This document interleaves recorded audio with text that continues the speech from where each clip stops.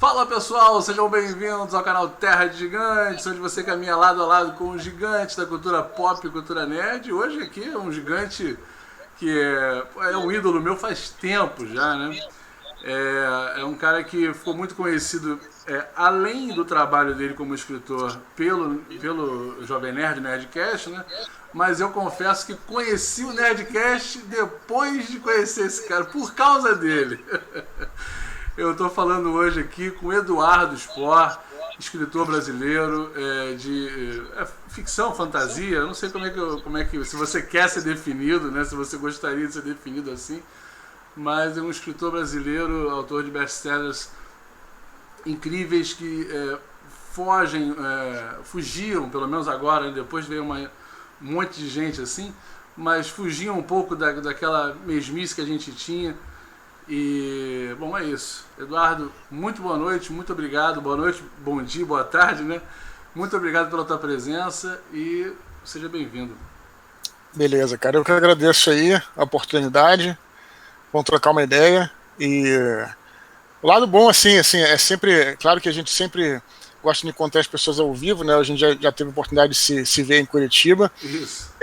Por outro lado, esse negócio da internet, né? Esse negócio da internet é bem coisa de velho, né? Mas essa questão das... Na verdade, eu estava me referindo mais às lives, né? Assim, que estão popularizando surgiu, aí. Virou uma cultura ainda mais forte, né? Depois da quarentena e tudo mais, né? E dá uma oportunidade da gente se conectar, né? Eu sei que eu posso estar falando óbvio assim, mas nesses últimos tempos eu também tenho feito muitas lives, no meu canal e conversando com as pessoas. Tem sido uma experiência que eu acho que não anula o encontro presencial, mas eu acho que veio a somar, né? Em breve, quando a gente retomar aí os nossos encontros e tal, eu acho que as lives também podem permanecer aí em paralelo, né, para conectar a galera, né? A gente já tinha, na verdade, os podcasts e tal, Sim. Mas agora também essa coisa em vídeo, então é legal. Eu te agradeço aí pelo convite. Vamos trocar uma ideia. Com certeza. Inclusive, o site do Eduardo tá aqui embaixo, né? O site do Eduardo, não. O site também é coisa de velho, hein? O canal do Eduardo aqui no YouTube. Website, né? Tá aqui embaixo para vocês, na descrição e aqui na tela aparecendo para vocês. Vai ter até o e-mail do Webmaster. Nossa, né? O Netscape, né? Já o site. Meu site. Agora, para entregar assim a idade de vez, eu sei que mais de uma, né? Mas a gente tem uma paixão em comum que é o RPG, né? E quem te conhece um pouquinho sabe que você é um aficionado, né? Pela arte. Será que é arte, né? De mestrar eu acho uma arte. Jogar eu não sei se chega a ser uma arte. Eu acho que é uma arte, sim. Pode ser. Né? Pode se falar que é. Eu defendo que sim. Jogar também, né? Porque na verdade você nada mais está do que criando ali, né? Você é uma outra forma de criar, né, as coisas, né? De se expressar, né? Jogar também, levando em consideração que você também tem a questão da atuação, olha só. Sim, então é uma atuação ao vivo, né? Então você pode considerar que eu acho que pode chamar de arte aí. Deve ser a 11ª, 12ª, não sei. Mas como é que surgiu isso assim, na tua vida? Como foi a primeira vez que você teve contato com RPG? E, caramba, o que é isso, tal? Como é que foi? Foi no colégio. Eu estudava com uma galera lá que começou a jogar RPG, né? E o pessoal falava muito, eu não entendia. Uma coisa que era interessante do RPG é que hoje em dia é muito fácil de você entender o que é RPG. Você basta ligar aí o YouTube, coisa assim, tem vários serviços de streaming que tem jogos ao vivo, é bem fácil, sim. Né? Mas naquela época, né? Era uma época, a gente já está aqui puxando aqui pela nostalgia, né? Puxando pela idade aqui, né? Era uma época pré-internet, né? Galera que nasceu aí mais recentemente não sabe o que é viver sem internet, e aquela era uma era pré-internet, então a gente não tinha a menor condição de saber o que era RPG. Então, quando as pessoas falavam, quando meus amigos no colégio, no recreio, contavam lá que eles estavam jogando com um ninja, com um cavaleiro, e aí eles enfrentaram uma criatura que os arremessou pela parede e tal. Aí, quer dizer, a ideia de jogos, né, que a gente tinha era o War, assim, jogo de tabuleiro, coisa do Sim, tipo. E aí ficava aquela curiosidade, né? Como assim, né?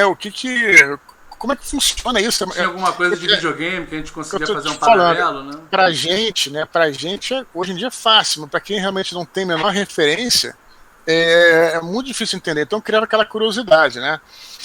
E aí tínhamos também propaganda do Caverna do Dragão, que todo mundo adorava.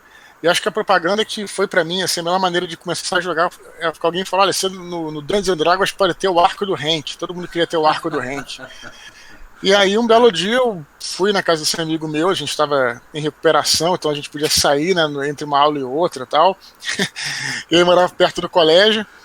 E aí eu fui jogar uma vez, o primeiro jogo assim eu achei estranho, meio chato assim, né? E aí só que quando eu voltei para tive que sair antes. E quando eu voltei para casa, eu estava caminhando em direção à minha casa e eu fiquei pensando, refazendo aquelas cenas na minha cabeça. E aí daquele ponto em diante descobri que era uma coisa que ia ficar para sempre comigo, né? De criar histórias. Eu sempre gostei muito, antes de jogar RPG, eu já escrevia contos e enfim. Antes ainda de conhecer o RPG, você já escrevia. Porque eu conheci o RPG lá pelos meus 13 anos, né? Eu já escrevia desde os 6, né? Então já era uma maneira de extravasar ali minha imaginação e tudo. E aí, beleza, aí participei de outros jogos e aí foi, né? Mas foi assim que eu conheci primeiro Dungeons and Dragons aí, depois os outros jogos, depois no Natal pedi os livros do AD&D, na época, segunda edição. Que eu tenho orgulhosamente até hoje aqui. Inclusive, quando eu estava acabando, anunciaram que ia sair a terceira edição, eu comprei 2 manuais de jogador da segunda edição, porque eu falei, se vai acabar, então eu vou comprar para ter para sempre. E acaba que eu tenho 4 aqui. Então é isso. Então é assim que surgiu aí. E tá comigo até hoje. Até hoje eu jogo, né? E é uma minha maneira de relaxar um pouquinho, né? Porque acabou que a literatura virou minha profissão, né? Só que eu sempre gostei de criar histórias e tal. Então, meu hobby, né, é o RPG.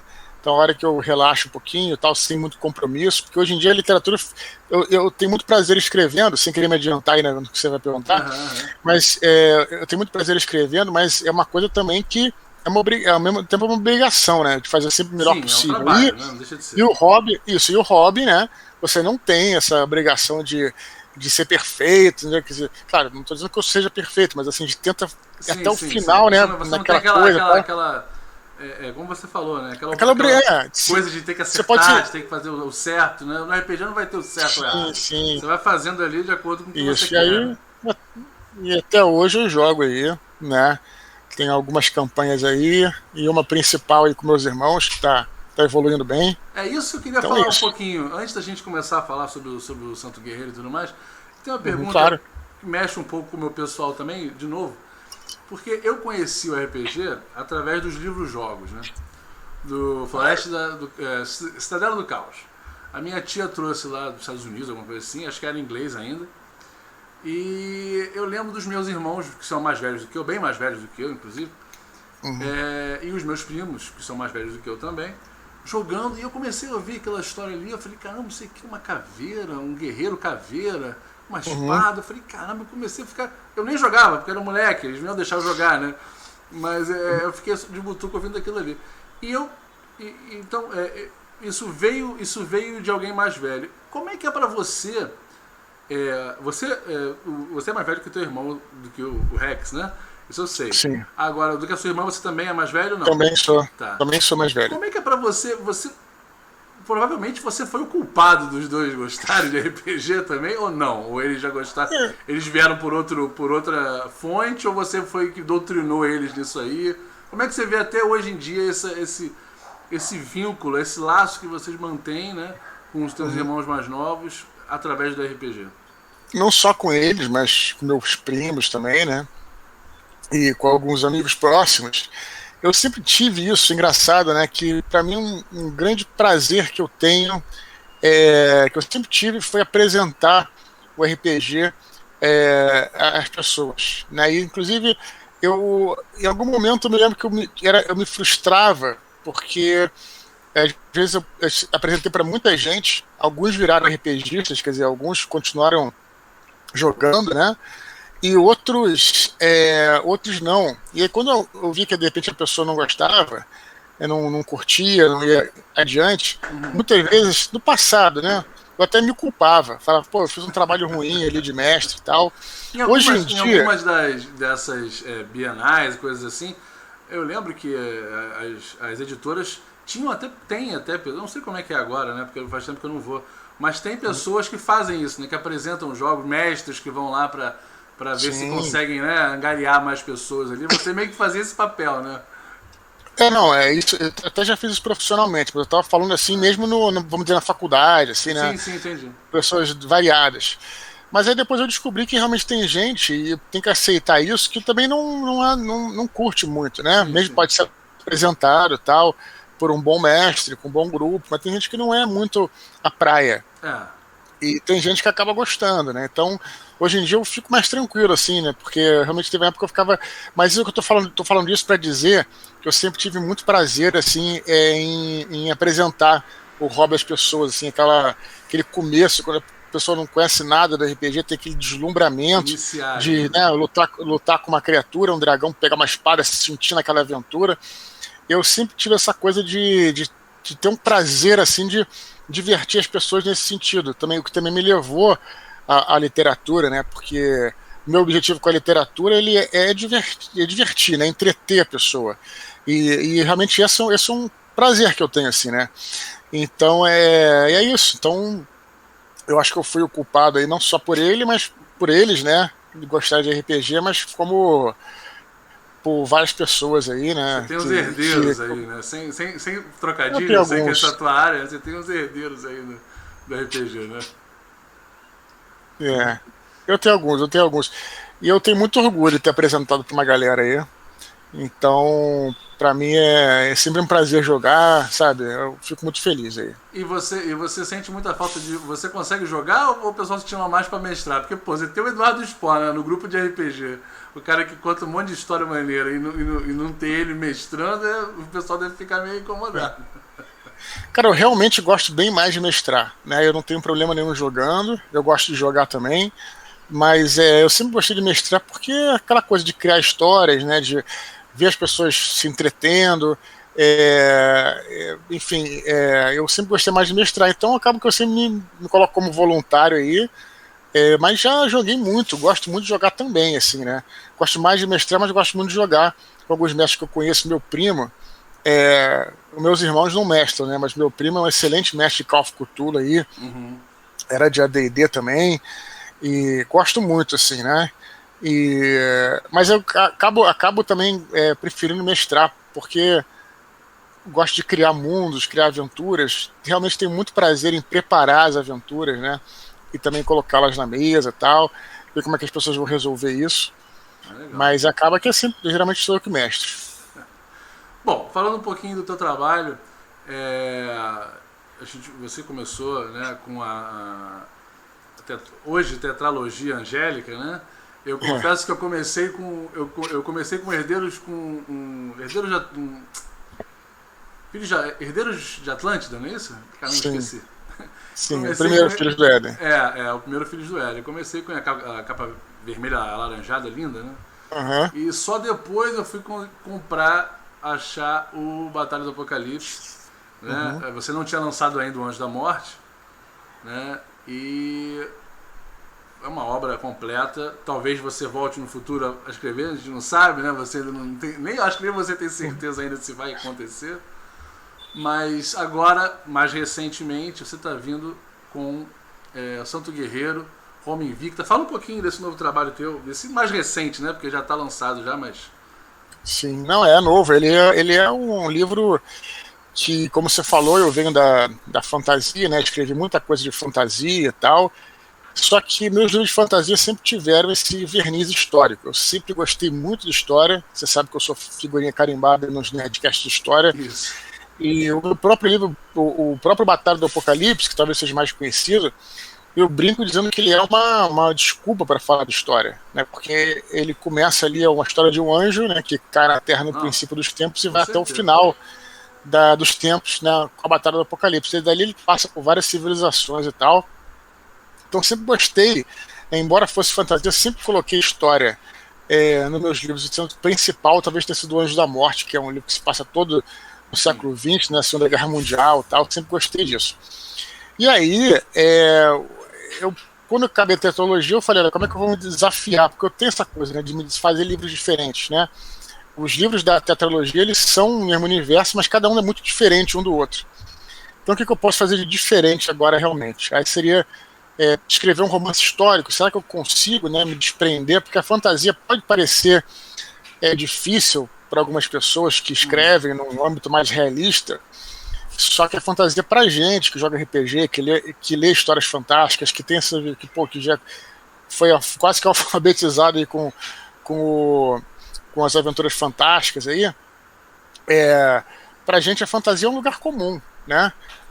O que pode parecer difícil para alguns é fácil para outros. Sim, claro. O cara vai fazer, eu sempre dou esse exemplo, o cara vai fazer uma viagem. Então você quer facilitar o roteiro, você coloca ali uma passagem dimensional, um feitiço, uma coisa, um monstro que ele vai enfrentar.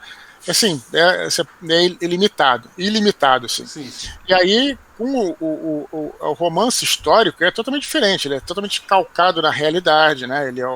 Ele tem que ser baseado em pesquisa histórica. Você não pode ter, claro que você pode ter uma licença poética, mas você não pode sair muito daquilo e tal. Então coloquei essas limitações aí, e aí falei, olha, vou tentar entrar nessa aventura aí e escrever um romance histórico. E aí consegui, assim, né? Pensei, como é que eu vou fazer qual o período histórico? Aí tem vários, né? A própria Idade Média, que como a gente tá falando de RPG, é muito sedutora. Sim. História do Brasil, descobrimentos, cara, tem muitos períodos históricos fascinantes, só que acabei escolhendo um que era o Império Romano, né? Por razões que a gente pode até falar mais pra frente. E aí, beleza, mas que época do Império Romano? Que o Império Romano são 1000 anos de história, né? Então, bem vasto. tem muita coisa da época de Júlio César, muita coisa das Guerras Púnicas, muita coisa da ascensão do Império, na época que o Império estava em seu esplendor, mas pouca coisa na literatura sobre a crise do Império Romano, a decadência do Império Romano, que eu acho que é o período mais fascinante. Afinal de contas, quando uma sociedade está em crise, né, o governo central está em crise, é aí que acontecem todas as coisas, desde batalhas épicas até intrigas palacianas, né, revoltas religiosas e rebeliões provincianas e por aí vai. Muita coisa acontecendo, né, perseguições religiosas. Então beleza. Então já afunilei mais um pouco ali na crise do Império Romano, nesse período que começou a decadência do Império Romano. E aí eu precisava, enfim, de um personagem, e aí fui pesquisando sobre o período, descobri que teve um evento que foi marcante nesse período, que foi a grande perseguição dos cristãos em 303 depois de Cristo, foi a maior perseguição e a mais violenta de todas, né? E foi a última. E nessa perseguição morreram muitos cristãos e muitos deles viraram santos.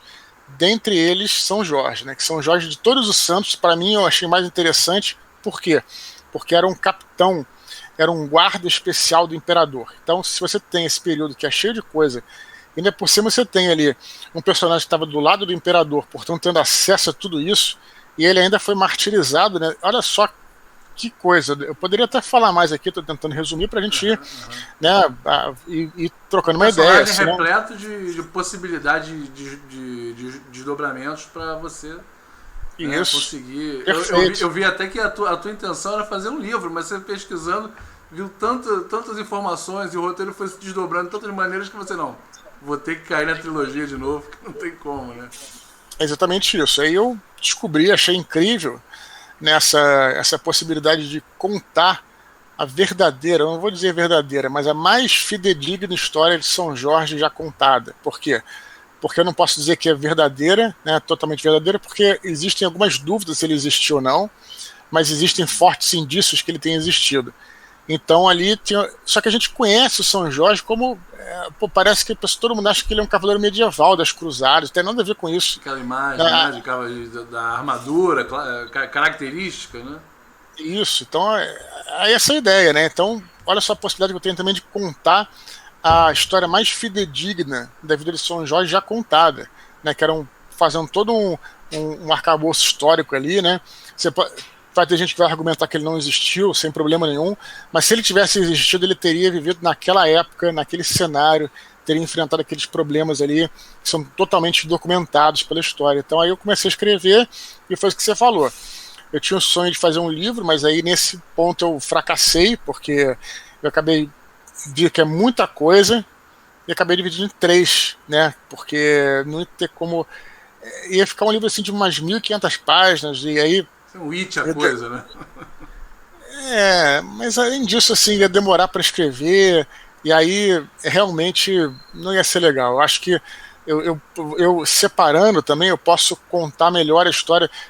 Acaba que eu vou também... Iria acabar também resumindo algumas coisas, né? Então, agora como eu fiz 3 livros, né, escrevendo agora o segundo, eu consigo dar atenção àquele período da história. Então fica mais interessante conseguir circular ali, né? Todos os livros têm um fechamento, posso falar desse primeiro, não vou dar spoiler, mas eu posso dizer que começa com os pais dele e termina com ele se sagrando cavaleiro. Então essa aí é a missão, vamos dizer assim, do primeiro livro. Você vai encontrar isso, vai ver esse final, né? Vai ver isso que vai acontecer, esse ciclo vai se fechar. O segundo livro vai ser ele como tribuno militar, que era um cargo famoso, aí, um cargo importante do exército. E o terceiro livro ele como duque, né, e o martírio dele. Então, acabou que foram 3 livros que quase que podem ser lidos, né? Não aconselho, assim, claro que se você gostar de um, mas pode ter ser lido de forma independente. Mas isso a gente vai falar, pode falar depois quando lançar o segundo. Por enquanto só tem um, então não tem muito o que dizer sobre isso.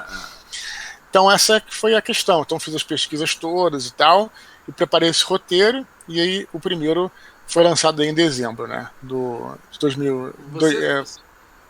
Não, desculpa, agora em 2020, não é isso? Isso. Você estava falando, eu vi algumas entrevistas tuas, algumas lá no teu canal, né, falando um pouco sobre o período e tudo mais, e recentemente um conhecido meu, ele se converteu ao judaísmo, né? E ele me disse, né? Eu não sei nem se é esse termo que usa, converteu, mas bom. E ele me contou como é difícil você ter acesso e ter o amparo das autoridades, né? Para você conseguir fazer isso, né? É totalmente diferente da cultura da religião cristã, né? Que é muito pelo contrário, né? Eles buscam, eles querem te convencer, eles querem te trazer, né? E eu ouvi você falando que nesse período é muito interessante que a perseguição, né, aos cristãos se dava muito por causa disso. Porque eles não ficavam intocadinhos, né, cultuando, tal, lendo os textos. Não, a missão deles era falar, eram ser ouvidos, né? E você comentou que isso era, obviamente, uma das causas de tanta perseguição. Fala um pouquinho mais disso, que eu achei muito interessante, essa característica ser o estopim, ser a válvula aí para acontecer essa perseguição toda. Os romanos não tinham nenhum problema em ter outras religiões, né? Inclusive eles incorporavam deuses estrangeiros. Um deus dessa época, principal deus dos soldados, era um deus persa, chamava Mitra, né? Que era um deus que era cultuado lá pelo exército romano, pelos soldados romanos, pelos oficiais e tal. Então os romanos não tinham nenhum problema com isso. Os cristãos, eles começaram a fomentar uma certa antipatia, né? Não tem a ver com a perseguição necessariamente, mas uma certa antipatia, primeiramente, né? porque eles insistiam nessa tese, né, de que o Deus deles era único, né? Então, assim, isso criou um mal-estar, né, em um primeiro momento. Não o suficiente para persegui-los nem nada. A questão das perseguições, na verdade, cada perseguição, de ter uma ideia de que os cristãos eram perseguidos sistematicamente, né, com o Império Romano, que a gente via muito em filme, aquele negócio dos cristãos sendo atirados aos leões e tal, mas na realidade não era bem assim, né? O que acontecia é que em muitas cidades, em muitas épocas, os cristãos prosperaram e conviviam normalmente, mesmo que a pessoa não gostasse do cara, mas convivia e tal. O que acontecia eram surtos de perseguição, tiveram alguns surtos de perseguição por motivos que eram motivos assim, pontuais, né? Como foi o caso da perseguição, a primeira perseguição que teve foi na época de Nero, né? Houve um grande incêndio em Roma e Nero decidiu perseguir os cristãos, colocando eles como bode expiatório. Ninguém sabe quem incendiou Roma, nem sabe se foi um incêndio. Ninguém sabe hoje em dia isso, mas sabe-se que eles foram muito perseguidos, que Nero falou, olha, esses caras aí incendiaram Roma, então vamos perseguir, foi culpa deles, tal. Então houve um surto de perseguição, teve alguns ao longo da história, e esse que acontece, que aparece no livro, não apareceu ainda, apareceu no terceiro, mas esse que é o de 303, foi a grande perseguição, ocorreu por outro motivo muito específico. Foi porque os cristãos já eram muito influentes, a gente pode até falar mais sobre isso, os cristãos tinham influência nas pessoas, no meio das, o que começou, na realidade, entre os escravos e depois entre os muito pobres, né? Porque o cristianismo não exigia nenhum tipo de doação necessariamente ao templo, nem nada, nem oferenda para você se tornar cristão. Então isso, e o cristianismo também tinha uma filosofia de quanto mais bem-aventurados, né, os humildes, né? Então assim, isso tudo atraiu muitos escravos no começo, muitas pessoas pobres e tal. Depois, com o tempo, ele foi penetrando nas classes mais abastadas, especialmente por meio das mulheres, né? Então, em algum momento, nesse momento, né, já tinha até cristão no exército, né? E claro que os bispos de cada cidade tinham influência sobre essas pessoas. E aí o imperador, né, ele era divinizado. Então, em algum momento, houve um conflito de autoridade, né? Então, quem manda mais, né? Se o imperador mandasse alguém fazer uma missão e o bispo falasse outra coisa, né? Quem é que manda mais? Em algum momento houve algum tipo de conflito aí e o império entendeu que os cristãos estavam ficando muito poderosos. Então ele ordenou que, primeiro, não vamos matar ninguém. Vocês têm que fazer o seguinte, vocês têm que sacrificar em nome dos deuses estatais romanos, de Júpiter e tal, mostrando que vocês não são cristãos. Vocês têm que renegar esses deuses para vocês continuarem no exército. Muitos fizeram isso, outros que não fizeram, né? Ninguém foi obrigado assim, a ser morto nesse negócio, mas muitos acabaram morrendo porque se recusaram, né? E se mantiveram fiéis à fé cristã e assim foram martirizados, né, que teria sido o caso de São Jorge também aí. Então foi essa questão, né? Então os cristãos ficaram, então houve essa grande perseguição, muitos morreram, mas isso foi um marco muito grande, porque isso é uma coisa histórica, porque depois dessa perseguição nada foi como antes, né?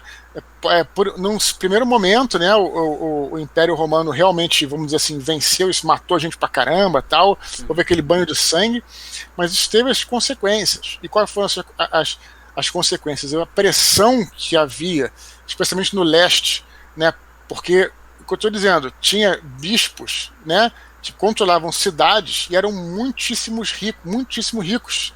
É diferente daqueles cristãos lá do 50 depois de Cristo, da época de Nero, aqueles caras meio miseráveis. Nessa época já tinha cristão, como eu tô te falando, oficiais na hierarquia das decisões, né? Do exército, do comércio, entende? Então isso todo teve um impacto tão grande que o imperador, né, Diocleciano, teve que inclusive se afastar. Foi o único imperador que se aposentou, né? E aí nenhum historiador inclusive relaciona uma coisa com a outra. Mas você pensando um pouco, então ele se afastou, e aí o próximo imperador que entrou, na verdade teve uma luta confusa ali, alguns imperadores, mas o próximo que se manteve no poder foi Constantino, né? Que é famoso porque fundou a cidade de Constantinopla e tal. Sim. Ele, em 315 ou 12, agora não lembro, ele proclamou um édito em Milão, proclamando a liberdade religiosa em todo o império. Então, a gente pode, pelos indícios históricos, a gente pode concluir que deu merda, né? Isso não foi uma coisa que passou em branco. Você vai pela lógica, né? Você vai vendo que... Sim. Então ele fala, olha, calma lá, então já... né? E aí já depois... viu que os feitos do antecessor... Ele avaliou, né? Olha, isso aqui eu acho que eu não posso mexer aqui, esse ninho de verde aqui é complicado. esse período de Constantino foi interessante, que ele também tinha que acender uma vela para Deus, outra para o diabo, vamos dizer assim. Ele também tinha que favorecer, também não podia abandonar completamente o paganismo. Então existe uma confusão. Tem gente que acha que Constantino estabeleceu o cristianismo como uma religião oficial. Não foi ele, ele simplesmente permitiu que os cristãos cultuassem o Deus deles normalmente. E mais tarde, né, acho que são 2 imperadores à frente, mais tarde, cerca de 50, 60 anos à frente, não lembro, aí o Teodósio, sim, ele proclamou o cristianismo como religião oficial do Império. Então você vê que foi muito não foi muito depois, né, dessa perseguição. Você vê como é que ela foi importante. Então essas coisas, cara, não dá pra gente pensar assim, não, os cristãos morreram, mataram todo mundo, foram perseguidos direto, jogavam aos leões. Não, cada detalhe histórico tem uma minúcia. Até porque entendeu? Você falou que é um período enorme, né? Não tem como você então, querer definir as características de um período de 1000 anos era assim com isso, era assim com aquilo. Não, durante um período inteiro foi havendo mudanças, né? Então foi isso que aconteceu com os cristãos, né? Você falou dos judeus também. Os judeus eles também eram tolerados ali, mas como você disse, né, os judeus nunca tiveram problema porque eles não se metiam em nada religioso, assim, eles não, né, por exemplo, o que eu estava falando, um bispo tem dependendo da cidade, ele tinha um bispo cristão, né, ele tinha uma influência gigantesca. Os judeus tinham influência sobre a sua própria comunidade, então nunca ameaçaram os romanos nesse sentido, não. Na verdade ameaçaram sim, na época lá das guerras judaicas, mas essa é outra história, não tem nada a ver com o que a gente está falando, aí seja outra coisa. Teve uma guerra judaica e tal, enfim, lá na Judéia, depois Palestina, seja aí é uma história antiga. Mas em termos de influência, assim, nesse sentido, realmente foi uma coisa. Então essa perseguição é incrível, né? Como é que ela mudou a história. Então, mais um motivo aí pra gente falar sobre ela, né? No romance. Com certeza. É um marco, né? Sim, foi com certeza. E vem cá, bom, 4 livros com anjo na capa. Esse agora com São Jorge, que aliás você não podia ter escolhido uma figura melhor, né? Ainda mais no Brasil ecumênico, né? Como São Jorge, não só para os cristãos e para outras religiões, é importantíssimo, né? Uhum. Tem essa figura. No início, provavelmente, você já viu os teus livros ou o teu nome sendo vinculado como algo religioso, né? Você viu em alguma sessão de assim, misticismo, alguma coisa assim. E se ainda hoje acontece, não sei, de você ser confundido com um autor religioso, né? Coisas assim. Eu acho que não, eu sempre me coloquei bem, fui muito transparente na internet, em todas as entrevistas que eu faço. Eu sempre frisei aí, né, que tratava-se a tecnologia de uma obra de fantasia. Todas as entrevistas que eu dava eu falava, né, sobre isso. Agora, eu fiz questão, né, de como a capa do livro eu gostei muito, mas ela pode parecer uma coisa tipo um santinho e tal. Eu fiz questão de colocar na capa. Sim, romance histórico sobre a vida de São Jorge. Está na capa isso. Então, só não entende quem não quer, assim, aí fica difícil também, né? Então, assim, não tenho problema com isso, não. Sempre comento, todo mundo que fala comigo no Twitter, vejo coisas nas redes sociais, vou lá e comento. Então, eu acho que isso é uma questão de você se comunicar, né, cara? De você ser transparente, falar, né, fazer a tua parte. Eu acho que nunca tive nada desse tipo, não. Você se posicionar, né? Com certeza. Clara, né? Outro dia, inclusive, até eu estava gravando um podcast, né? E alguém me perguntou isso. Falou assim, olha, que legal aqui a crítica que você faz ao cristianismo na sua obra, no Santo Guerreiro. Eu falei, não faço crítica nenhuma ao cristianismo, muito pelo contrário. O que eu coloco, eu como romancista, eu não tenho, eu vejo dessa forma, né? Cada um faz o que quer, mas eu não tenho esse direito, né? O que eu faço é colocar personagens, né? E esses personagens têm seus pontos de vista. Então, no livro, você vai encontrar personagens que são ateus, né, materialistas, que não acreditam em nada, e até criticam o cristianismo. Você vai encontrar cristãos que têm o seu ponto de vista, né? Você vai encontrar personagens variadas religiões. Tem um personagem que eu gosto muito, que é um maniqueísta, né? Os maniqueístas foram perseguidos na Pérsia, um deles fugiu, né? Um famoso maniqueísta, e alcançou território romano, né? E aí, como é que o que os maniqueístas defendiam? Tem um cara que vai falar como maniqueísta, tem outros tem judeus, né, que vão falar né, que acreditam só no que... Então, assim, eu não, como romance, eu não tô ali para criticar nem exaltar nada. Não é uma obra panfletária aí de você querer convencer alguém de alguma coisa. Isso. Você está Exatamente. dando o teu ponto de vista daquele fato ali, que é como se você estivesse voltando às tuas raízes de jornalista, né? Passando Sim. ali como se estivesse vendo aquilo ali e relatando, né, os fatos, sem querer escolher um lado ou opinar em alguma coisa, né? Sim, e é isso que caracteriza como um romance histórico, né? E não como um livro religioso. Porque se fosse um livro religioso, eu pegaria uma linha, né? Eu escolheria um dogma, uma doutrina, e aí tudo iria convergir para que, né? E não é isso, né? E realmente não é isso. Então é essa visão aí que eu coloco. Então eu acho que tá na capa, tá no texto, tá nas minhas entrevistas. Eu não tenho o que debater sobre isso. E cara, olha só, vou fazer uma pergunta um pouco mais difícil agora para você, mas tendo ainda essa temática, né? Para você, tentando não de repente gerar uma resposta, uma conversa maior ainda, mas você, através dos teus livros anteriores, né?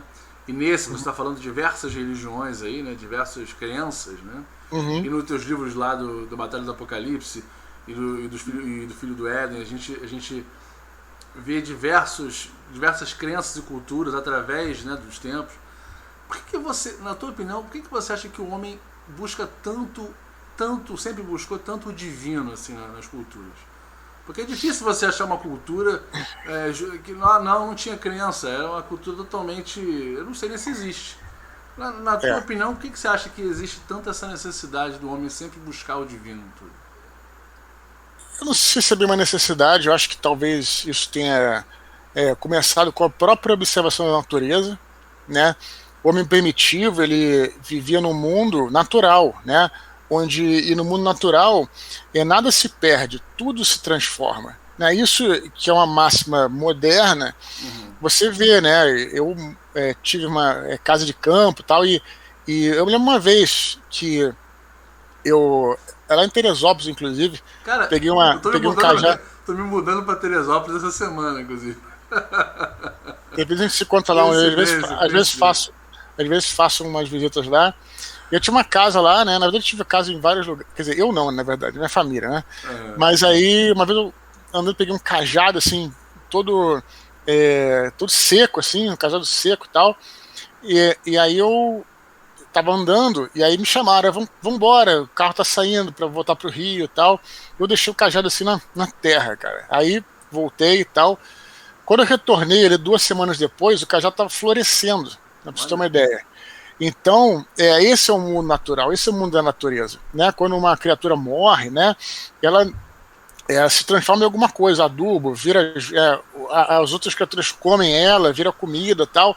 Então, o homem primitivo, ele observava isso, coisa que às vezes a gente não observa, a gente fica aqui na cidade grande, olhando pro computador e asfalto e tal, mas o homem primitivo observava isso. Então, quando ele via, né, que alguém morria, né? O corpo estava lá, mas a pessoa estava ali fria e não estava falando mais nada e alguma coisa que havia ali se perdeu. E para onde foi essa coisa, né? O que ela se transformou? Então acho que assim que começou um pouco, né? E eu não estou aqui entrando nem indo para um lado nem para o outro, nem nada, não. Só estou pensando quais seriam esses questionamentos. Né? Se tudo que eles viam na frente deles se transformava, então aquela energia, aquela fala, aquela coisa, aquela alma, seja o que for, eu não sei se, né? Aquela essência, né? alguma coisa ali, né, teria que ter ido se transformado em alguma coisa. Então acho que isso aí foi o começo, assim, de tentar entender que talvez existisse algum mundo visível para além dessa realidade visível, coisa do tipo, eu não sei, esses questionamentos. E o ser humano, penso, logo existe, né? É um animal que pensa e, portanto, ficava pensando sobre isso e por aí, né? É, por aí vão as coisas, né? Mas eu acho que isso talvez tenha começado assim, né? E aí, enfim, aí, né, é muito interessante a história das religiões, né, como é que elas começaram, que as primeiras eram culturas caçadoras, depois culturas agrícolas. É muito interessante como é que isso se reflete tudo, né? Mas eu acho que, não sei, talvez essa necessidade seja de entender, né, de onde a gente vem, para onde a gente vai, essas perguntas básicas aí. Não sei, eu não sou também filósofo, Não, nem religioso, respondeu bem pra mas caramba. eu acho que é por aí. Eu vejo talvez dessa forma, né? A gente pode continuar especulando aqui, é um papo maneiro, mas tem muitas minúcias pra gente ir pensando aí. É. Tem o lance dos eventos naturais também, né? Trovão, Sim, chuva, né? Você querer poder controlar esses eventos, não conseguir, e aí, pô, tem alguém que controla isso. Vamos pedir para essa pessoa aí, para esse alguém, mandar pra gente a chuva, ou mandar pra gente parar de chover, né? Também tem essa necessidade também. sim, é. A religião em si, né? O nome religião vem de religar, de religar, e de te ligar, né? Te religar a uma realidade transcendental, né? Uma realidade divina, coisa do tipo assim, né? Que é um pouco que a gente sente mesmo, assim, independente de ser religioso ou não, uma hora que você está se desvinculando por algum momento do seu mundo, do seu cotidiano. Então não vamos falar de religião, não. Vamos falar que às vezes você entra no cinema, né? Isso aconteceu com você, né? Entrar no cinema e de repente você fica tão envolto com aquela história que quando as luzes se acendem, você toma um baque, né? Você não sentiu já isso? Né? Quem nunca sentiu? Não, agora transe ali, né? Voltar para exatamente isso, né? É uma meditação assim também, né? Então existe também esse estado aí, né? Enfim, aí cada crença tem o seu jeito de lidar com isso. É um assunto riquíssimo, de fato. Muito. Quanto é que custou para você lançar essa, né, série da Netflix Bárbaros, justamente no período que você... Pois é, eu gostei da série, assim, ela não é perfeita não, mas eu achei muito interessante assim a série, né? Eu gostei bastante, eu fiz até um vídeo aqui pro canal também, eu recomendei, a série é bem legal. A série tem um mérito aí que eu acho barato, assim, né? De trazer um latim, né? Os comandos falam latim da época. Eu já vi, inclusive, vídeos de historiadores italianos dizendo que tá perfeito, um barato. Incrível, né? Muito legal, cara. Alemão, quando inventa de fazer alguma coisa, ele faz aquilo ali na risca. Mas eles deram uma brasileirada ali, né? O alemão. Porque porque os bárbaros falam alemão, né? Então, assim, eu acho que só seria perfeito se os bárbaros falassem a língua do alemão da época, né? Mas tudo bem, vamos deixar passar, não tem problema não. Mas eu acho interessante, sabe por quê? Porque eu acho que a língua, o idioma, ele realmente ajuda a compor o pensamento da pessoa. Totalmente. Então, às vezes, você falar naquela língua realmente faz uma diferença. Não sabe, não estou sabendo expressar. Até de repente o som, a língua fazendo um barulho diferente ajuda a pessoa a passar a mensagem daquela palavra de uma maneira mais certa, né? Isso e também falando na própria época do próprio pensamento. Os linguistas falam isso, eu não vou saber reproduzir aqui, mas que, por exemplo, o verbo ser e estar, né? em algumas línguas ele é a mesma coisa, outros são separados, isso faz diferença na compreensão do mundo. Essas coisas que eu não sei dizer, mas que faz diferença. Então, o latim da época, né? Tá entendendo? Então, tudo isso aí. Então, eu gostei da série, eu não acho que ela é perfeita, eu achei o primeiro capítulo podia ser melhor, tem umas. Mas eu acho que no geral ela eu gostei bastante, muito bem feita também. Eu não entendo muito, mas eu acho também que o figurino achei assim, eu não entendo, né? Tanto assim historicamente, das armaduras e tal, isso eu acho que é um assunto até que você entende mais. Bom, com certeza entende mais. Tem um outro probleminha ali, mas em geral acho que passa tranquilo. Tá certo. E continuando um pouquinho nas séries, pra gente depois a gente volta um pouquinho no assunto dos livros.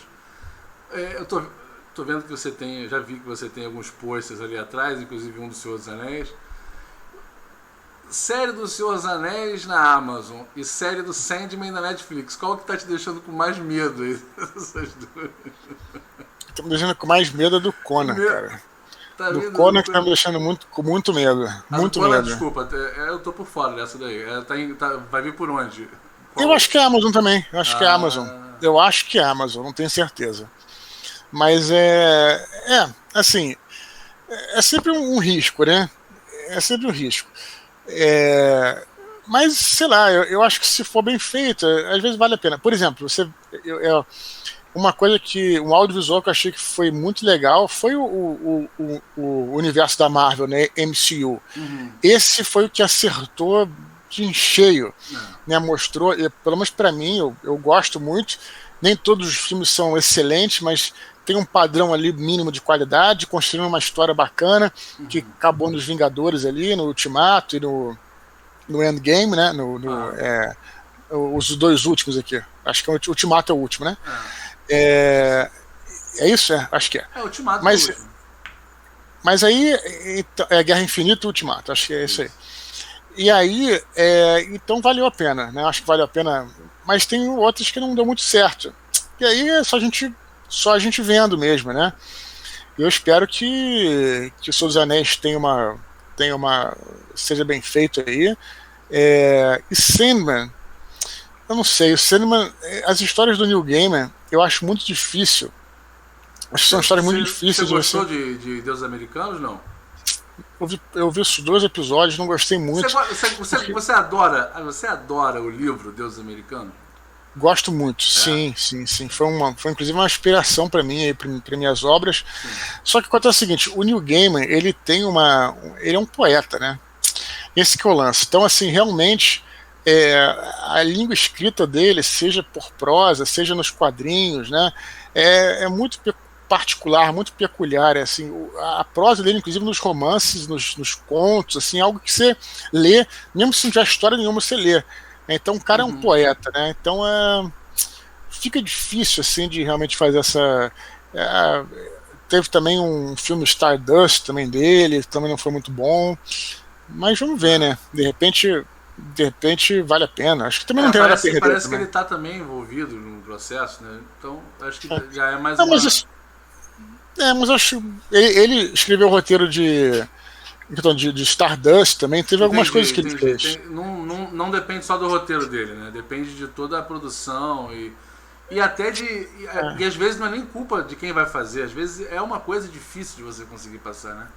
É muito filosofia ali, né? Tem duas coisas, filosofia, eu acho que é o forte dele, e a prosa mesmo, né? O que está escrito.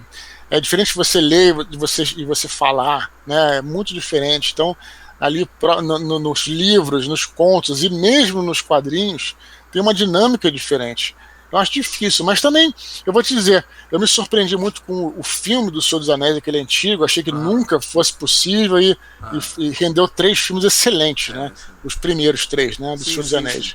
E queimei minha língua, então espero que esteja errado. E vem cá, aqui no canal a gente tem um tema que eu vi eu fiquei feliz de ver que também é comum com você, que é Karate Kid e Cobra Kai. Eu vi que você é um fã zoca. Pelo que a gente sabia que você sempre gostou dos arquétipos do mentor, né? Lá do Mestre dos Magos, do Mestre Ancião, do Yoda, que você ficou nervoso que o Yoda virou um espadachim, né? Quebrou um pouco esse nervoso é ótimo, nervoso é ótimo. Até parece que o cara não dorme à noite, né? Ficou incomodado. E que também tem o Miyagi ali como mentor. Como é que é essa tua conexão? Eu fiquei sabendo pelo Nerdcast que o pessoal fez sobre a série, que você é um fã, sempre foi da franquia. Como é que é um pouquinho essa história? Eu vi na televisão, né, quando, sei lá, não lembro quando passou, talvez 86, eu acho, passou 85, por aí. E aí todo mundo ficou louco na época no colégio, né? E eu já lutava judô na época, né? Treinava judô, na verdade tinha 8 anos quando eu entrei no judô. E aí, aos 10 anos ali, já não gostava tanto do judô, e aí vi ali uma academia que tinha uma galera treinando com kimonos pretos, né? Aquelas kimonos tipo parecido com um dragão atrás, tipo parecido. Aí eu fiquei doido assim, né? Pedi pra minha mãe me levar lá. Aí comecei a treinar, que era Kung Fu, não era karatê, era Kung Fu, mas o legal era o kimono. e aí comecei a treinar lá, treinei Kung Fu por 5 anos lá, foi 5 anos lá, dos 10 aos 15. Caramba. Depois fui pro karatê, né? E aí fiquei no karatê até a academia fechar, tal, treinei karatê por mais de 10 anos. E aí depois fui pro jiu-jitsu, né? Que foi o que eu já estava treinando karatê mesmo tempo que treinava jiu-jitsu. Aí a academia fechou, que era uma academia que tinha várias lutas, e acabou que o jiu-jitsu abriu primeiro, né, numa outra academia, eu continuei treinando lá. O karatê demorou para abrir, perdi contato com a galera e tal. E aí, então essa foi mas muito por causa do Karate Kid, que eu acho que foi o que me empolgou aí a treinar karatê, gostava pra caramba. Eu já gostava antes, na verdade, por causa dos filmes do Bruce Lee e tal. Então era um nerd assim de artes marciais, vamos dizer assim, né? Gostava pra caramba. Nerd, mas que praticou pra caramba também, mesmo, pelo que você falou. Não, eu digo nerd porque nerd é naquele conceito de que o nerd é o sujeito que sabe muito sobre se interessa muito sobre um assunto, né? E a gente tinha muito isso, né? Eu tinha muito isso aqui. Eu assistia todos eles, os 3, né? Por incrível que pareça, apesar de ser fã, eu não vi o 4. Mas aí, os 3 primeiros, inclusive o terceiro, tinha aqui todos em VHS, assistia direto na época e tal. E aí veio essa série, né, do Karate Kid, do Cobra Kai. Como eu falei lá no Nerdcast, eu fiquei com preconceito grande no começo, porque eu considerava muito os 3 filmes e pelo que passou no YouTube, né, dava a entender que era uma série de comédia. Entendi. Né? E ressaltaram mais as piadinhas e tal. Sim, aí eu falei, cara, vamos pegar a parada, transformar os filmes numa piada. Pera lá, né? Tipo assim.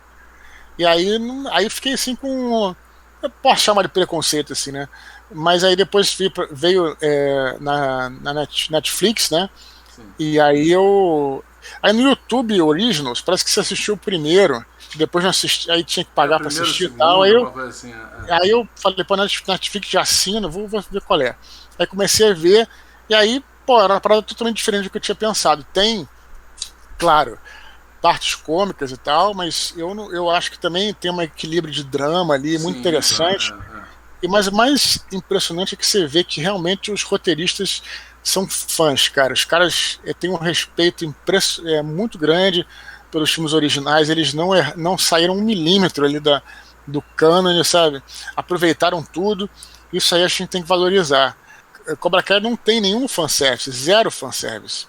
Porque o fanservice, ele é caracterizado por aquele elemento que você traz só para agradar o fã. Tem uma carga pejorativa no termo, né? Mas não é o caso. Não é, por exemplo, se você tem um fanservice, você tira o fanservice, nada muda, sabe? Então, aqui não. No Cobra Kai, os fanservices, os personagens que entram, né? Mesmo com pequenas participações, fazem parte da trama. Eles estão lá por uma razão. Entendi. Não é, por exemplo, aquela cena lá do Rogue One, que tem o Darth Vader, aparece. No final do filme, né? Se você tirar a cena, o filme não muda nada. Não muda nada. Então isso é um fanservice. Quer dizer, a coisa veio só pra agradar o fã. Não muda nada no roteiro. A galera, legal, babá, mas não muda nada. Passou um caminhão, um negócio com uma imagem de referência. Aquilo é um fanservice, não vai mudar nada no roteiro. Eu defendo essa teoria. E aí no Karate Kid, no Cobra Kai, você vê ali que personagens que entram como, sei lá, por um episódio só, como o caso da Kumiko lá, né, que no Japão e tal, aquilo tem um porquê de estar ali, né, tem um porquê de acontecer, ela leva ele até o Chosen, né, que acaba ensinando pra ele uma técnica nova. Eu achei interessante. Uma personagem não fez tanta diferença. Pô, cara, fez, porque mostrou ali a contrapartida que tinha entre... Mostrou as cartas do Miyagi, lembra? As cartas que o Miyagi escreveu também, né? Não, e também o fato dele ter aceitado, né? Porque ele ter aceitado a derrota. Porque a questão é o seguinte, ali é uma comparação que você se reflete aí um pouquinho, você vai fazer com o John Kreese, né? Que ele foi derrotado, mas ele não aceitou essa derrota, né? E virou um cara amargo e tudo mais, e tá querendo se vingar até hoje, né? E aí você vê que o Chosen é um cara que era um sujeito que foi o mais violento, né? De todos os inimigos, ele tinha proposto uma luta até a morte, né? Então, assim, uma coisa séria, não com competição. E ele foi o cara que era para ser o cara mais amargurado, mas ele conseguiu transcender aí, né? Ele conseguiu transcender. Tudo bem, tem um pouquinho de brincadeira ali e tal, mas tudo bem. Mas isso não é um fanservice, cara. Isso ali tá colado com a espinha dorsal. Não só do roteiro em geral, como que a série se pretende a ser o novo Karate Kid. O Karate Kid é isso, é você trazer lições, trazer reflexões, filosofias. E eu acho que, assim, não tem nada, como você falou, não tem nada gratuito. Até as partes cômicas, elas funcionam para construir o personagem. Naquela parte que tá o menino lá, o Miguel, limpando a vidraça, e aí ele pergunta pro Johnny Lawrence, né? Vem cá, tem alguma maneira de limpar isso aqui de alguma maneira melhor, né? Fazendo a referência, né? Os carros do Miyagi. E aí o Johnny fala, não, de qualquer maneira, limpa isso aí, tipo... É uma brincadeira, é uma referência, mas conta muito de como é que tá a cabeça dos dois aí naquele momento também. Isso ajuda a construir os personagens, né? Com certeza. Então é isso, achei uma série muito boa. Tô animado pra quarta temporada aí. Vamos ver o que vai vir por aí. E vem cá, voltando um pouquinho do RPG, você é um defensor assíduo do Desafio dos Bandeirantes. Eu já vi que você é um cara que gostou muito desse RPG brasileiro, nacional, tupiniquim, né? E que é muito bem feito, eu também já tive contato com ele. E no Nerdcast lá atrás você defendeu com unhas e dentes o folclore brasileiro. Você falou que tinha criaturas ali que eram também relevantes, também tinham o lado místico também. Você chegou a ver essa série nova agora, A Cidade Invisível também, que mexe com tudo isso e tá um sucesso no mundo inteiro? Você chegou a dar uma olhada ou não? Lembrou de Desafio dos Bandeirantes? Não vi ainda, mas Desafio eu não sei nem, porque eu sou um defensor assim, do Desafio, né? Como se de repente tivesse muita gente contra. Na verdade era um RPG, era um RPG na época muito legal. Ele propunha, assim, tinha um cenário, né? Que era um cenário de um Brasil fantástico, mas eu sempre joguei como se fosse num Brasil histórico mesmo, né? Então era muito maneiro, porque tem um personagem lá que, por exemplo, tem uma classe que tem desde o feiticeiro negro até o sacerdote negro, tem o bruxo que seria um feiticeiro mais europeu, né? Então foi muito maneiro que a nossa campanha começou na Inquisição, na Europa, na Inquisição, eles fugindo da Inquisição. Então eu tinha todo um cenário histórico que, né, porque eu tinha acabado de ler o Shogun, que não tem nada a ver com isso, né, que é um livro que se passa no Japão feudal, só que se passa em 1600, que é a época que passa o Desafio de Bandeirantes. Então, e no Shogun tem vários personagens que são jesuítas, porque tinha muito jesuíta no Japão. Sim, sim. Então, e aí no Desafio tem os jesuítas. Tinha um personagem que era jesuíta, foi até maneiro, que o cara é um cagão nos dados, E aí, no desafio de Bandeirantes, você tem que você rola também a sua classe social. E aí, o curioso é que ele rolou lá e foi o máximo, 100. O cara nunca esqueço, era Reynol. Reynol era o cara assim, que você já começa com muito dinheiro, muito dinheiro. Então, então ele era um jesuíta, muito interessante a história, que ele criou, na verdade, né? Ele era um jesuíta que ele estava no Brasil, mas era um cara muito nobre, que tinha muito dinheiro tal, e tudo, tinha a fazenda dele, quer dizer, não a fazenda, né, mas tinha lá uma grana dele lá, ficar perto da Fazenda das Missões e tudo e tal. E também rendeu uma cena engraçada, que foi que aí o bruxo, ele rolou um dado baixo, era um plebeu lá, uma coisa assim, e botou na cabeça dele que ele ia roubar lá as moedas de ouro do Reynol. E aí no final da aventura acabou tudo. Ele falou: não, eu vou entrar lá na casa lá do tesouro, lá onde que tinha na fazenda, tinha umas paradas assim, né? Não dá pra entrar, mas se eu virar um morcego, ele tinha esse poder, metamorfose, virar um morcego e entrar por cima. Aí eu falei: não, tudo bem, dá, né?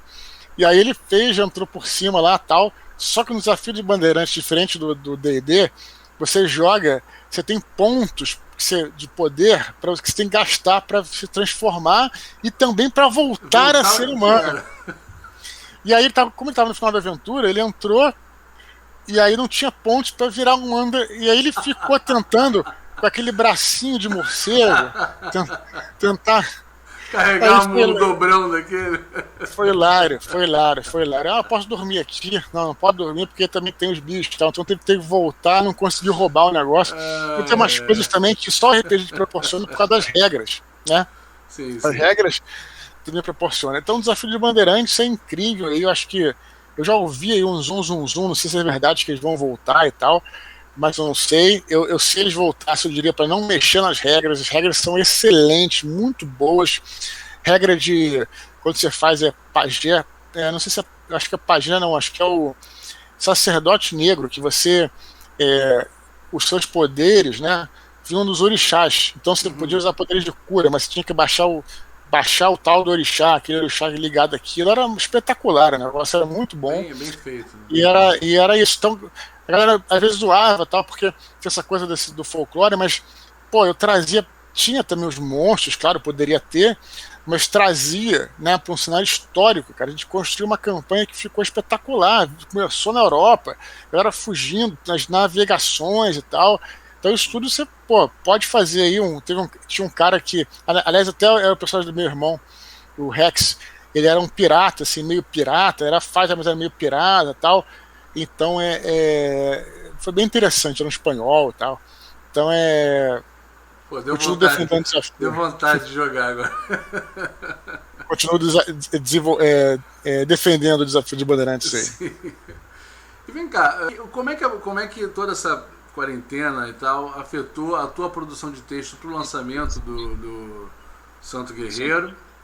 E se acelerou, se atrasou? Como é que isso afetou a tua produção de texto? Normal, né? Na verdade, acabou ajudando um pouco, porque teve um período, né? Acho que no Rio, acho que foram 4 meses, se eu não me engano, acho que foi isso, que fechou a academia. E isso foi ruim e bom, né? Foi ruim porque não podia malhar, né? E acho que, o pessoal fala muito, né? Malhar para ficar forte e tal. Na verdade, eu sou mais preocupado com a saúde mesmo, né? De você ter, claro, né, desenvolver atividade física, né? Porque, né, é importante claro, para a saúde. Hoje em dia nem penso no negócio de ficar forte, essas coisas. Mas tudo bem, não tinha o que fazer e eu sempre malho de manhã. Mas aí, como eu tinha manhã livre, né? Eu acho que meu acabou que dobrou. Eu consegui escrever o livro num recorde, né? Esse livro escrevi em 8 meses. Geralmente eu levo pelo menos um ano. Esse livro escrevi em 8 meses. Provavelmente por conta desse tempo da manhã, né, que eu me dediquei, né? Que não tinha como sair, né? Para academia, né? Na verdade, basicamente o que eu faço é isso. Assim, ou eu estou viajando a trabalho, ou eu saio mais para, claro, ir ao supermercado e tal. Mas como eu trabalho aqui no escritório, né, o meu dia a dia não é sair para ir ao trabalho, Você almoçar não. fora, é Entendi, tudo você aqui. não entendi. Então, basicamente, que eu saio aqui, né, tirando eventualmente, tal, encontrar com alguém e tal, não sei lá, mas geralmente basicamente academia. Então, acabou que foi isso. Então, acho que acelerou por esse motivo, porque eu tinha essa manhã livre, né, e podia escrever de manhã, de tarde e um pouquinho da noite, assim. Então, no caso, eu posso dizer que talvez tenha afetado positivamente aí, e conseguimos lançar aí em dezembro, né? Foi o Tá. lançamento. Vem cá, escrevendo um romance histórico, como você falou, é, existiu algum momento em que você teve que de repente mudar alguma coisa, algum fato, ou alguma característica, ou algum costume histórico para se adequar à história? E se isso te incomodou muito, se você ficou chateado, ou se você conseguiu contornar e conseguiu manter tudo como estava nas suas pesquisas? Não, fato histórico, eu não sei nem se existe fato histórico, eu acho que sim, aí realmente isso é uma questão para historiadores, eu acho que existe consenso histórico, né? Não tenho certeza, mas não mudei nada que fosse mais, vamos dizer assim, mais sacramentado, porque tem coisas que são nebulosas mesmo, né? Outras coisas são praticamente certas, eu não sei se certo, praticamente certo, se o imperador governou de tal época, mais ou menos Aham. consenso tal. Isso eu não mexi, não. Né? Mas é claro que não tem necessidade também de se mexer, porque tem tanto mais coisa para falar, né, Sim. sobre situações de trama, né, da vida privada, que essas coisas aí sim não tem como entrar no livro de história. Né? A gente sabe de forma genérica, mas não em Sim. relação a um personagem ou outro. Então, cara, nem é necessário, porque como eu estou te falando, tem tanta coisa. Por exemplo, o encontro que o personagem, né, São Jorge, Georges, tem com o imperador, né? Porque a história do livro não já falei um pouquinho, mas não é nenhum spoiler, né? Está na contracapa do livro, então não é spoiler. Sim, sim. O que acontece é que em certo momento da história do livro, os pais dele morrem, são assassinados, ele tem que fugir, ele foge para capital do império para tentar encontrar com o imperador, que era amigo do pai dele, para pedir ajuda, né? Ou pelo menos para que ele se tornasse, se permitisse que ele entrasse no exército como um cavaleiro, né? Os Jorgios, né? O São Jorge faz isso. Então tem uma cena, né? Que ele se encontra com o imperador e não tem. E o bacana do romance não é nem mudar se o cara estava ali num ano ou outro, né? Isso tudo bem, você pode respeitar. Mas o bacana do romance é você pensar como é que era a cabeça desse cara, desse imperador. Como é que seria você sentar à mesa, que é o que acontece no livro, né? Sentar à mesa com esse sujeito, né? Quer dizer, um sujeito que é o imperador de Roma, que ao mesmo tempo que construiu coisas fabulosas, né? Promoveu cultura, promoveu o saber, né? Abriu estradas, ao mesmo tempo também promoveu, também realizou, né, executou muita gente, né, foi responsável por muitas mortes e tal, assassinatos, perseguições, né, como é que é essa coisa? Isso que é interessante pensar. Como é que ele deveria, será que isso pesava na consciência dele? Né, temos indícios históricos de que sim. Né, quando propuseram para ele fazer a perseguição, ele não topou na hora, ele foi consultar o oráculo. Aí é outra aba que se abre, né? Como é que era a função dos oráculos na Roma Antiga, as pessoas respeitavam, né? O que deveria fazer quando você tinha uma dúvida, eu devo fazer isso? Será que eu devo fazer isso? Né? Será que é certo? E aí você não tinha, aí o oráculo responde isso para você, também é outra coisa que a gente pode falar. Mas então como é que era você reconstruir, né? Porque tudo bem, São Jorge, mais ou menos ali, eu me baseei nas lendas. Aí fica um pouco mais leve. Mas o personagem que é histórico, você tem fatos históricos consenso, sobre a vida dele, né? Então, essas coisas, é aí que o romancista entra. Ele não precisa entrar em mudar datas, coisas do tipo, porque aí não tem necessidade, não Entendi. tem muito problema, né? Então, tentei fazer tudo para respeitar esses parâmetros históricos aí. Entendi. É, eu já vi algumas pessoas falando que porque o Brasil tem problema com as pessoas, com os jovens, não leem, não gostam muito de ler, porque na escola a gente tem que ler clássicos da literatura brasileira que não estão na cabeça do jovem. Memórias Póstumas de Brás Cubas e O Cortiço, não é muito a vibe que está do jovem ali. Eu já ouvi falar muito disso. E porque na Inglaterra o livro que é estudado no ensino médio é O Senhor dos Anéis, é O Hobbit, é não sei o quê. O que você acha dessa afirmação? Você acha que de fato é certo o jovem de 14, de 15 anos ter essa iniciação, não vou dizer iniciação, mas ter esse contato, esse estudo da literatura com esses clássicos que talvez não sejam sejam muito pesados, talvez, não sei, ou você acha que deveriam mudar, que deveriam ter livros mais acessíveis ou com uma linguagem mais próxima do que o jovem tem nessa idade? Eu acho que assim, é difícil eu falar porque eu não sou um pedagogo, né? E esse assunto também, né? Quando a gente fala de clássicos, né? Não existe um clássico só. Assim, isso aí é um assunto muito vasto. Então, e na verdade nem existe assim um romance, né? Você tem muitos autores, né? A maioria dos autores clássicos, na verdade, eles também escreviam folhetins. E tem contos, por exemplo, né? Que são de diversos tipos. Então, assim, muito difícil você falar, né, sei lá, de forma genérica, né, o que seria apropriado para uma criança daquela idade.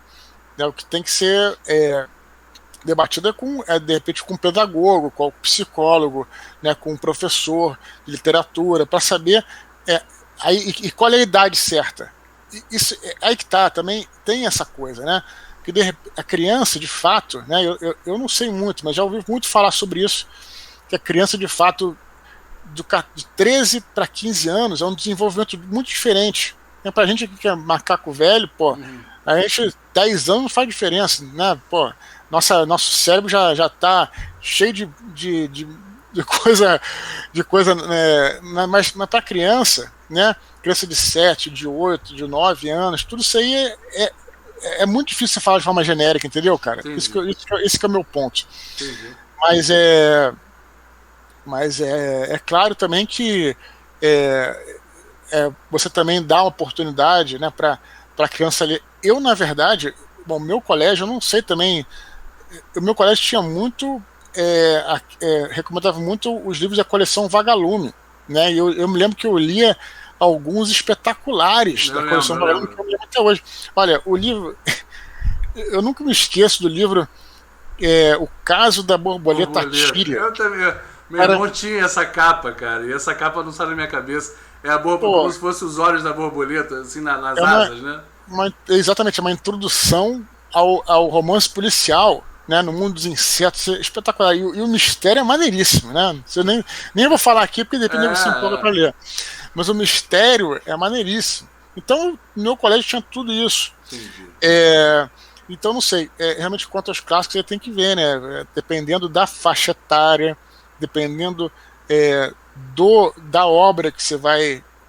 do autor da obra. É complicado também, então, porque às vezes um cara de 13 anos e outro de 13 anos tem a cabeça completamente diferente, né? Não é assim, todo adolescente de 13 anos pensa igual. Não, totalmente diferente. Sim, eu só estou sendo... eu não posso fazer esses julgamentos. Eu realmente não tenho essas ferramentas de pedagogia, não sou professor assim, de literatura, então não sei te dizer. Mas é isso. Então tem algumas opções interessantes para serem colocadas. E vem cá, não sei se isso é spoiler do livro ou não, mas você falou, né, o nome do livro é o Santo Guerreiro, a gente conhece o São Jorge, né, como com esse arquétipo aí do cavaleiro de lança, mesmo que seja um arquétipo medieval, mas que, né, a gente sabe que foi em outro período e tudo mais, mas luta eu sei que vai ter bastante no livro. Infelizmente o meu livro, eu vou até te contar essa história, eu pedi ele pelo Mercado Livre e estava cadastrado no endereço de Curitiba ainda. Aí daqui a pouco me liga o cara, vem cá, você tá aqui, você não mora aqui? Eu falei, caramba, aí deixei o livro de presente pra uma pessoa que mora lá e tá chegando o meu ainda, não vi. Mas em algum momento do livro, ou da trilogia, a gente vai ver o São Jorge dando alguma espécie de golpe, como a gente viu na tetralogia angélica, com nome, alguma coisa assim, ou ele vai se ater ali, a princípio, nas batalhas, a espada mesmo, a lança, coisas assim. Será que você consegue falar disso, não? Não, essas lutas são 100% reais, né? Reais que eu digo assim, realísticas, não reais, realísticas. Então me ative a isso, né? O que eu não sei se é mais interessante, talvez, ou menos fantástico, né? Então algumas lutas podem ser mais rápidas, né? Porque é aquela coisa, né? Você é mais frágil, né? Personagens mais frágeis e tal. Sim, mas acho que você vai gostar quando você lê, né? Você vai ter algumas lutas, algumas batalhas campais. O livro começa com uma batalha campal que foi uma das maiores batalhas da antiguidade, que foi a batalha para retomar, né, o Império de Palmira, batalha final, né? Foi um império independente, né? Um príncipe sírio resolveu proclamar a província independente, e aí se colocou contra o imperador, né, veio atrás dele, aí teve uma batalha final nos muros da cidade, e tem algumas batalhas assim, tem outras batalhas, inclusive lutas, né, individuais e tudo, que eu acho que você vai gostar, assim, mas são bem diferentes, sem dúvida nenhuma, do que tem da tetralogia, né, que é personagens imortais e com poderes e tal. Como você falou, né, dura muito mais porque o personagem também tem uma resistência muito maior, é diferente, né? Tem mais hit points. Exatamente. E vem cá, cara, você já passou pra gente tantos lugares do mundo nos seus livros, nas suas pesquisas e tudo mais. No próprio Batalha do Apocalipse, a gente vê o Ablon transitando por diversos lugares do mundo e tudo mais. E eu sei que você mora no Rio, pelo que eu me lembro, você mora em Copacabana, não é isso? Isso mesmo. Eu trabalhei ali numa época, eu te via de vez em quando na rua. E vem cá, mas se você pudesse levar quem você quisesse, em que lugar do mundo você gostaria de viver? Ainda em Copacabana mesmo, ou você, tendo conhecido esses lugares, tanto pessoalmente como na pesquisa, você teria vontade de morar em algum outro lugar, não? Não, cara, sinceramente não. Gosto muito daqui. Sou um cara bem caseiro aqui, não eu gosto muito da minha casa, mas eu gosto de viajar. E eu costumo dizer que o melhor momento da viagem, por melhor que ela seja, é voltar para casa. Eu sempre falo isso, já viajei bastante. Teve uma viagem grande que eu fiz aí para Israel, que foi espetacular, uma das melhores viagens da minha vida. Mas quando eu cheguei em casa, eu falei, tô em casa. Então, eu gosto muito daqui, não trocaria por nada, e gosto muito aqui do Rio de Janeiro, de Copacabana, mas viajar é sempre bom, né? Então, para viajar, aí sim, aí... Até para se inspirar, né? Sim. Queria fazer algumas viagens em breve aí para os próximos livros também, talvez eu consiga, vamos ver. Mas não trocaria não, ficaria aqui em Copacabana mesmo. Tá certo. Cara, eu acho que é isso. Já estamos aí com mais de uma hora de entrevista, de conversa. Pô, eu te agradeço muito aí pela disponibilidade. Novamente, pessoal, o canal aqui do Eduardo no YouTube é sensacional também. Faz live, chama a gente para conversar. E tá aqui na descrição, tá aqui na tela também. E é isso, Eduardo. Se quiser falar pra gente, chamar a galera pra conhecer o teu trabalho, você fica à vontade. Beleza, então quero agradecer de novo aí, João, pelo convite. Foi muito maneiro. Gostei muito de estar aqui contigo essa noite aqui, ou à tarde, né? Sei lá, a gente está gravando à noite, à tarde ou pela manhã, que seja, madrugada. Galera que queira conhecer meu trabalho, só colocar Eduardo Spor aí no Google, né? Vai aparecer aí. Tem meu site, que é eduardospor.com.br, talvez possa começar por lá, não sei. Mas também queria. Você vai colocar o canal do YouTube aqui, mas também queria convidar a galera para acessar o meu canal no Telegram.